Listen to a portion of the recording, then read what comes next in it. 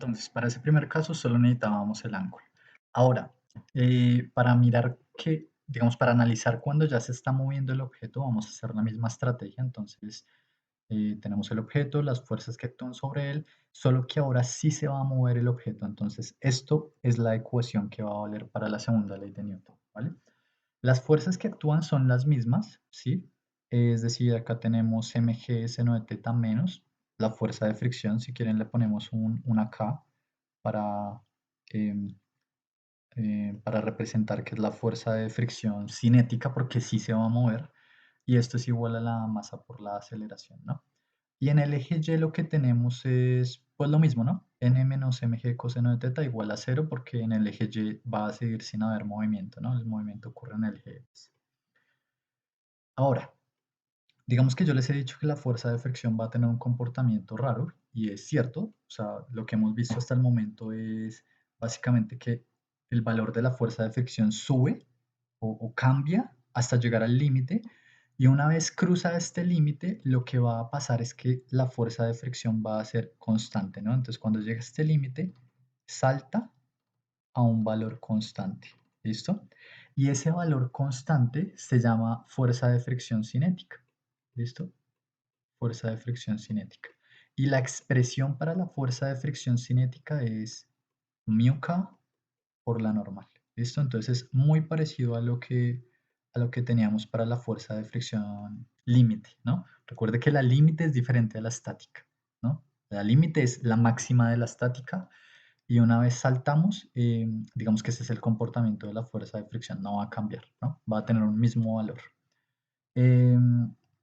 Entonces, digamos que lo que podemos hacer es intentar obtener una expresión de acá, como con todo eso en mente. Entonces, no sé, sabemos que, digamos, voy a usar esta ecuación. Sabemos que mg seno de teta menos la fuerza de fricción es cinética es igual a la masa por la aceleración, ¿no? Y la fuerza de fricción cinética dijimos que era μk por la normal, o sea, por mg coseno de teta.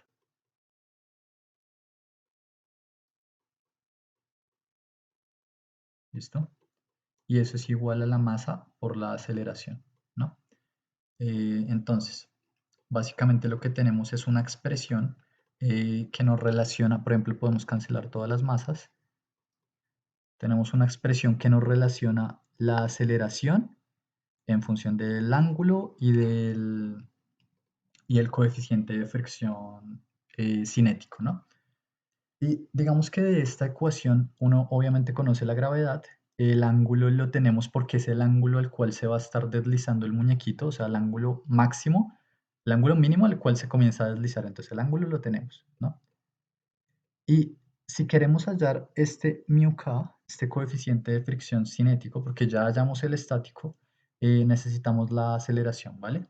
Entonces, para hallar la aceleración vamos a tener que analizar el movimiento de este objeto, ¿sí? Y tomar puntos de posición contra tiempo. ¿Listo? Entonces, eso es lo que vamos a hacer. Ya podemos quitar el transportador y ahora ponemos una regla y un cronómetro. ¿Listo? Entonces la idea es tomar datos de posición y de tiempo cuando ya se está deslizando el muñequito. Entonces volteamos nuestra regla, de tal manera que esté orientada ahí. Mi recomendación es poner el 0 en algún lugar representativo, es decir, vamos a tomar datos de posición contra tiempo. Entonces fíjese en algo que sea representativo, no sé, por ejemplo, esta partecita, o por ejemplo la mano, o no sé, la nariz o el pie, algo que sea representativo del muñeco para tomar siempre los datos de posición ahí. ¿Listo? Entonces, ponemos nuestro cronómetro, nuestra regla acá y listo. Entonces, reiniciamos el cronómetro y van a tomar datos cada fotograma, ¿listo? Porque son muy poquitos datos. Básicamente tienen como 0.5 segundos de datos, entonces son muy poquitos datos, ¿vale? Entonces, los datos son lo mismo, es decir, miren la posición en centímetros y el tiempo acá en segundos, ¿no? Entonces, en nuestra tablita tenemos posición y tiempo, ¿vale? Las unidades en centímetros y las unidades del tiempo en segundos. Entonces, lo que quiero que se fijen es que acá, esas lineecitas punteadas son la mitad de un centímetro, ¿no? Entonces 0, 0,5, 0,05, perdón, 1 centímetro, luego 1,5 centímetros, así sucesivamente. Entonces nuestro primer dato es 0,0, acá lo tenemos, 0,0. Nuestro siguiente dato, por lo menos en mi caso, me estoy fijando en la parte de acá inferior y también parece estar en 0, entonces la posición la marco en 0 y el tiempo lo marco en 0,033. ¿Listo? Seguimos avanzando, entonces les digo que tomen cada fotograma. Entonces para 0,6667, acá está, la posición vale 0,5 centímetros, ¿sí? 0,5 centímetros, ¿no? Recordemos que cada línea punteada es un centímetro. Y la idea es que sigan avanzando así hasta tener todos los datos de posición contratiempo antes de que el muñeco toque acá, ¿no? Entonces, digamos, estos datos ya no servirían, ¿sí? Simplemente toman datos, por ahí está, eh, acá, está antes que el pie del muñeco toque el fondo, ¿no? Más o menos son unos 15 datos, ¿no? Y si ustedes grafican después, o sea, si tienen sus datos de posición contratiempo y los grafican, les debería dar algo de este estilo, ¿vale? ¿Listo? Entonces ya tenemos nuestros datos de posición contratiempo y ahora lo que quisiéramos es hallar la aceleración, ¿no? Entonces, recuerde que estamos hablando de este caso que está acá, ¿sí? Y este es un movimiento uniformemente acelerado, ¿no? O sea, algo muy parecido a lo que vimos la clase pasada. Y de esa clase, digamos que vimos dos maneras de sacar la aceleración, ¿no? Entonces, una era con un ajuste cuadrático haciendo ciertas cosas y otra era con un ajuste lineal, ¿no? Entonces, de nuevo, con esta información en mente deberían sacar la aceleración, ¿listo? Entonces tienen que usar un ajuste, pero quiero que piensen qué tipo de ajuste y por qué les serviría ese. Y digamos que les digo de una vez que la aceleración les da, voy a meterla acá. La aceleración les da, no sé, más o menos como del orden de 112,5 centímetros sobre segundo cuadrado, ¿listo?